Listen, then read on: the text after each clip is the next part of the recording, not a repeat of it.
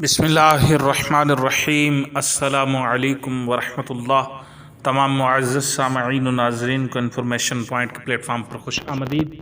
سامعین و ناظرین، ہماری آج کی ویڈیو کے اندر ہم جانیں گے 3 ایسی چیزیں جن کو مذاق میں بھی کریں تو شریعت کی نظر میں حقیقت ہی مراد ہوگا۔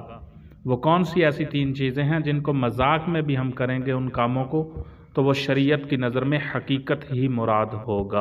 سامعین، سنن ابو داؤد کتاب الطلاق میں روایت مروی ہے، حضرت ابو ہریرہ رضی اللہ عنہ سے یہ روایت مروی ہے، رسول اللہ صلی اللہ علیہ وسلم نے ارشاد فرمایا 3 چیزیں ایسی ہیں کہ ارادہ کریں تو صحیح مراد ہوں گی اور اگر مذاق کریں تو بھی صحیح مراد ہیں، نکاح، طلاق اور رجوع۔ یہ ابو ہریرہ رضی اللہ عنہ کی روایت ہے، سنن ابو داؤد میں امام ابو داؤد نے اس کو نقل کیا ہے۔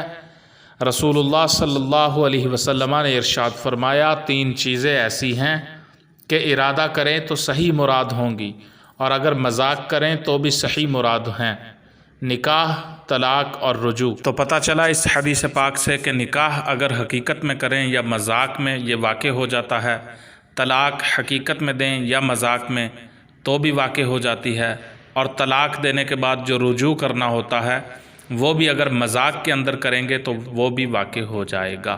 یہ حقیقت میں تینوں چیزیں ہوں یا کہ مذاق کے اندر یہ تینوں چیزیں واقع ہو جاتی ہیں۔